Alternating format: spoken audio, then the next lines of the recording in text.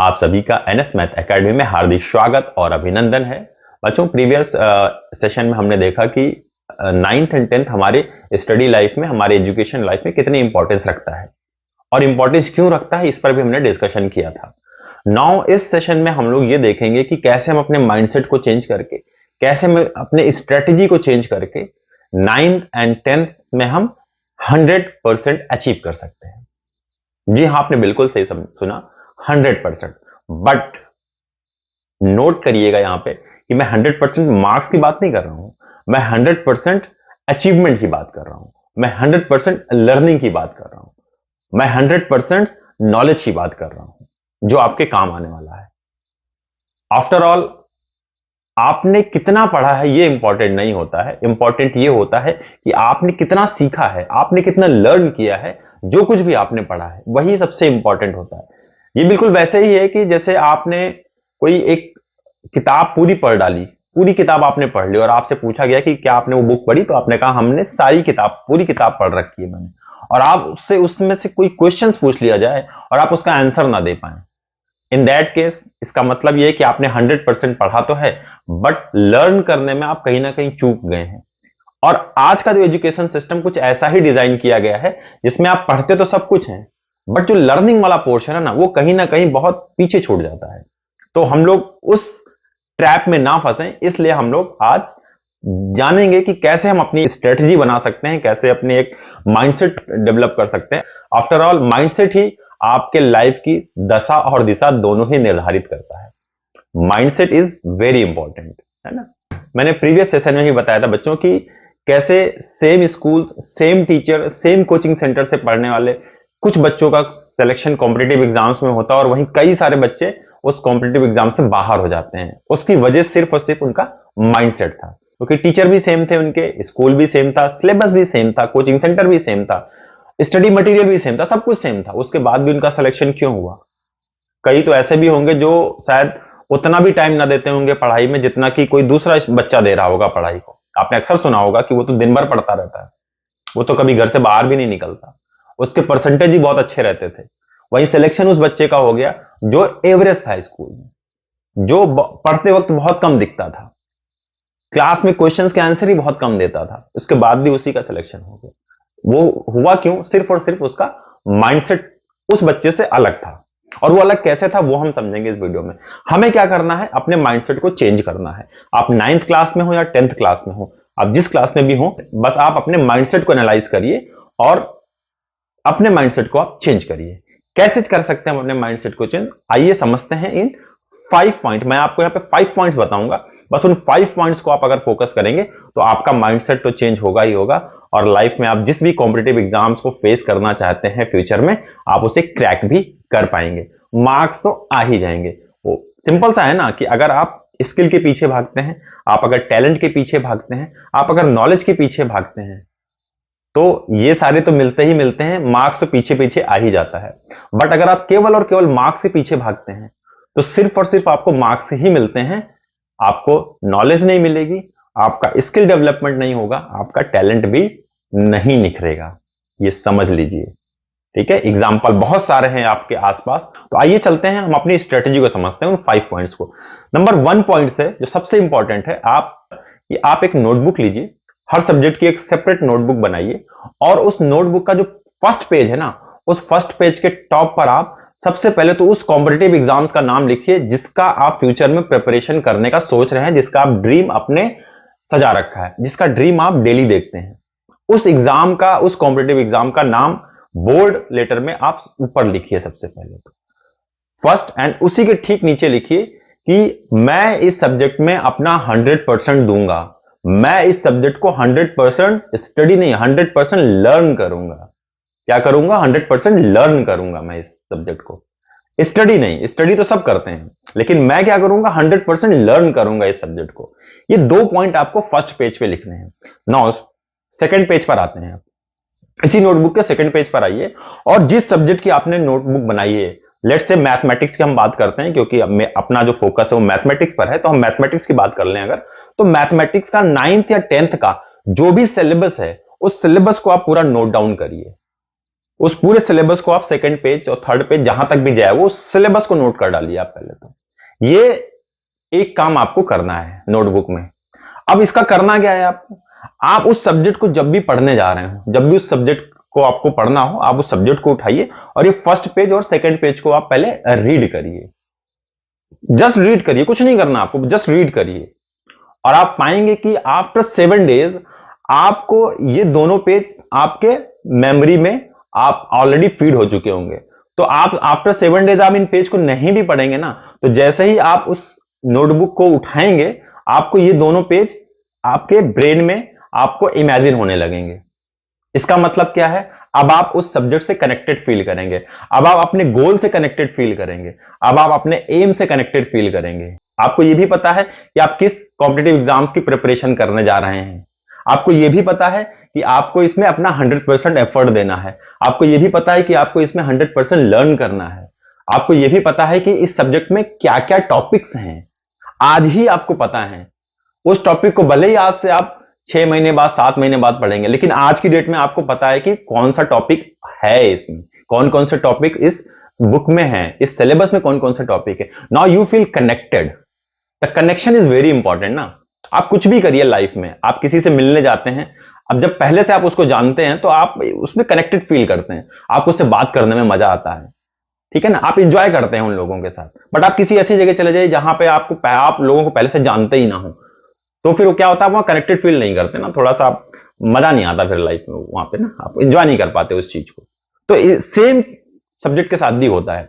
अब जब आप कनेक्टेड फील करेंगे ना तो आप उस सब्जेक्ट को एंजॉय करने लगेंगे, ठीक है ना। नाउ सेकंड पॉइंट की तरफ चलते हैं। सेकंड पॉइंट हमें क्या करना है कि लेट्स से कि आप कल आपको कोई एक टॉपिक पढ़ाया जाएगा, आपको ये पता है कि हाँ भाई हमारे जो टीचर हैं वो हमें ये टॉपिक कल पढ़ाएंगे, तो आपको क्या करना है, आज ही उस टॉपिक के बारे में जो भी आप जिस भी बुक को फॉलो करते हैं उस बुक में उस टॉपिक को रीड करिए। जस्ट रीड करिए, कुछ नहीं करना, जस्ट रीड करिए उसको बस, ठीक है ना। समझ में आ रहा है तो, नहीं समझ में आ रहा तो कुछ नहीं, बस रीड करिए और अपने आप से बस लास्ट में क्वेश्चन पूछिए कि जो आप ये टॉपिक पढ़ने जा रहे हैं या जो ये टॉपिक पढ़ रहे हैं आप, क्या इसका आपके रियल लाइफ में कोई एक एग्जाम्पल है? क्या आपने देखा है इस चीज को यूज होते हुए अपने रियल लाइफ में? यस और नो, जो भी आंसर आए उसे आप अपनी नोटबुक पे नोट डाउन कर लीजिए। नो आंसर आता कि नहीं, जैसे लेट्स से कि आपको नहीं पता कि इसका कोई रियल लाइफ में एग्जांपल, उसको नोट डाउन करिए कि हमें नहीं पता, ठीक है ना। अब करना क्या है, नेक्स्ट डे जब आप स्कूल जाएंगे तो आपके टीचर इसी टॉपिक को पढ़ाएंगे, आपको पहले से पता है। तो आप क्या करेंगे, जब टीचर आपको पढ़ा रहा होगा तो सबसे पहले आप टीचर से क्वेश्चन करिएगा कि साहब ये टॉपिक जो आप हमको पढ़ा रहे हैं इसका रियल लाइफ एग्जांपल हमें बता दीजिए, क्योंकि हमें पता नहीं है। टीचर से पूछिए, ये आपका राइट है, हेजिटेट मत करिए, पूछिए टीचर से आप, और उस रियल लाइफ एग्जांपल को अपनी नोटबुक पे फिल करिए। नाउ यू फील अगेन कि आप इससे और कनेक्टेड फील कर रहे हैं अपने आप को, और इन्वॉल्व हो रहे हैं उस सब्जेक्ट के अंदर, और उस सब्जेक्ट को आपके साथ भी मजा आएगा रहने में कि यार ये बंदा तो बहुत सही है, यार ये बंदा मेरे को बहुत अच्छे से समझ रहा है। जैसे दो पर्सन एक दूसरे को जितना ज्यादा एक दूसरे के बारे में जानते हैं वो एक दूसरे के क्लोज आते जाते हैं ना, इन द सेम वे जब सब्जेक्ट को आप बहुत बारीकी से पढ़ना शुरू करते हैं तो सब्जेक्ट भी आपके क्लोज आने लगता है, उसे भी आपके साथ रहने में मजा आता है, ठीक है ना। इस दूसरे पॉइंट का ये इंपॉर्टेंस है। नाउ थर्ड पॉइंट क्या करना है आपको, जैसे आप घर आएंगे आप रिलैक्स हो जाइए, सब कुछ होइए, शाम को रात में जब भी आप पढ़ने बैठते हैं तो सबसे पहले उस नोटबुक को उठाइए और बस एक देखते जाइए कि टीचर ने आपको क्या पढ़ाया। जब आप देखें कि ये चीजें पढ़ाई हैं और चूंकि वो ऑलरेडी एक दिन पहले आप उन चीजों को देख कर गए हैं, नेक्स्ट डे आपको टीचर ने भी पढ़ा दिया, तो 24 घंटे के अंदर आपने उस टॉपिक को 2 बार पढ़ लिया। अब आपका काम क्या है कि आपके अंदर कुछ तो डाउट्स क्रिएट होते हैं, उन डाउट्स को नोट डाउन करिए अपने नोटबुक पे। अगर आपने सेम डे लेट से कि क्लास में ही अपने टीचर से आपने उन डाउट्स को पूछ लिया है तो वेल एंड गुड, ये बहुत ही अच्छा है। नहीं भी पूछा कोई बात नहीं, आपको अभी डाउट क्रिएट हुआ फिर नोट डाउन करिए। नेक्स्ट डे जब आप स्कूल जाएंगे तो आप अपने टीचर से उस डाउट्स के बारे में पूछिए, हेजिटेट मत करिए। देखिए बच्चों क्या होता है बच्चों के साथ, और ये टीचर्स भी ऐसा करते हैं, वो ज्यादातर क्या करते हैं, कोई भी टॉपिक पढ़ाते हैं तो स्टूडेंट से पूछते हैं, जो टॉपर्स से होते हैं या जो अच्छे बच्चे जिनको कहा जाता है लेट्स से कि वो बहुत अच्छे बच्चे हैं, ठीक है ना। मेरी नजर में सारे बच्चे सेम होते हैं, बट मान लीजिए कि टीचर ऐसा कर रहे हैं कि जो अच्छा बच्चा है सिर्फ उसी से कि हाँ भाई तुम्हें समझ में आया, तो उसे कहते हैं यस सर मुझे तो समझ में आ गया, तो ये मान लेते हैं कि क्लास में सबको समझ में आ गया। तो अगर ऐसा है तो फिर आपका राइट वहां पे क्या कहता है कि भाई मुझे नहीं समझ में आया तो मैं तो टीचर से पूछूंगा। हेजिटेट मत होइए, क्योंकि रीजन क्या है कि अगर आप आज हेजिटेट हो गए 9th में, फिर आप 10th में भी होंगे, फिर 11th में भी होंगे और 12th में भी होंगे, और फिर ये 4 साल में इतने सारे हेजिटेशन क्रिएट हो चुके होंगे, इतने सारे डाउट्स क्रिएट हो चुके होंगे कि फिर आपके लिए फर्दर कोई एग्जाम आप देने जाएंगे तो वो उन डाउट्स को क्लियर करना बड़ा टफ हो जाएगा आपके लिए और फिर प्रॉब्लम में आ जाएंगे आप। तो प्रॉब्लम में ना आए इसके लिए आज ही और अभी से उन डाउट्स को क्लियर करना शुरू करिए। जैसे सिंपल सा समझिएगा इसको कि जब कोई आप किसी डॉक्टर के पास जाते हैं तो क्या आप ये देखते हैं क्या कि यार जो मेरे से पहले पेशेंट गया है उसने कैसे कैसे चीजों को बताया है डॉक्टर को, उसने अपने मर्ज के बारे में क्या बताया। क्या आप ऐसा कभी सोचते हैं क्या यार उसने तो ऐसे बताया है तो मैं भी ऐसे ही बताऊंगा या मैं ऐसे नहीं बताऊंगा। या ऐसा सोचते हैं कि पीछे वाला पेशेंट जो है वो पता नहीं क्या क्या बताएगा तो मैं क्या बताऊं टीचर, मैं क्या बताऊंगा डॉक्टर साहब को, डॉक्टर साहब मुझसे कुछ पूछेंगे तो मैं उनको ऐसे नहीं वैसे बताऊंगा।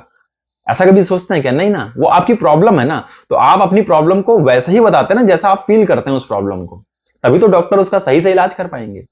तो इन द सेम वे ये भी आपके सब्जेक्ट के साथ भी यही चीज लागू होती है, आपके क्लास में भी यही चीज लागू होती है। आपका टीचर एक डॉक्टर की तरह है आपकी क्लास में, जब तक आप उसको अपनी सारी चीजें नहीं बताएंगे वो डाउट्स आपके क्लियर नहीं कर पाएंगे।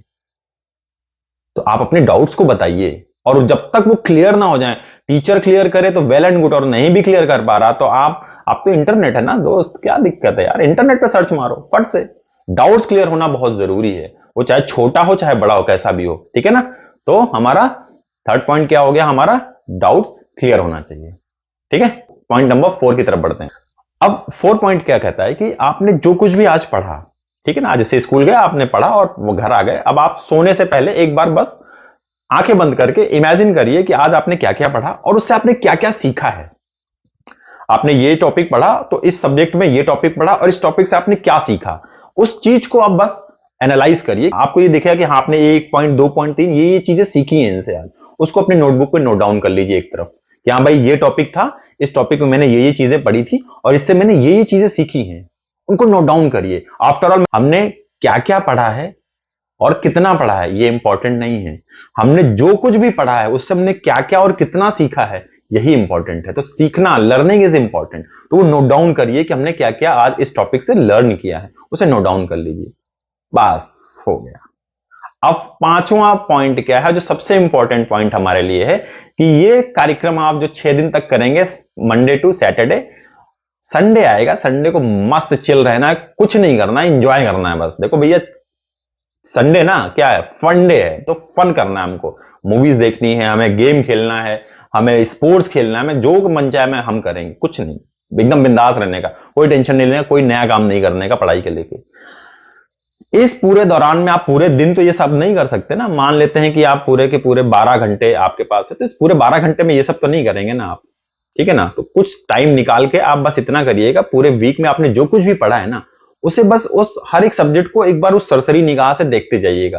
पूरे वीक में आपने, और इतना अगर आप डेली ये चीजें करेंगे ना जो मैंने आपको बताया है, तो जब संडे को आप बैठेंगे ना उस नोटबुक को लेके, तो आप पाएंगे कि उस पूरे एक वीक का जो कुछ भी आपने पढ़ा है वो आप विद इन 40 मिनट 50 मिनट में वो सारा का सारा आप देख जाएंगे, क्योंकि डेली आप उस चीज को जब इमेजिन करते हैं तो उस दिन आप जब बैठेंगे तो वो सारी चीजें आपके दिमाग में फटाफट फटाफट आती चली जाएंगी, तो यू फील अगेन कनेक्टेड। अब पूरे 6 दिन जो भी आपने पढ़ा है और 7वें दिन आप ये फील कर पा रहे हैं कि आप उससे कनेक्टेड रहे हैं, तो लाइफ में फिर आपसे बढ़कर और कोई हो ही नहीं सकता मास्टर उस सब्जेक्ट का।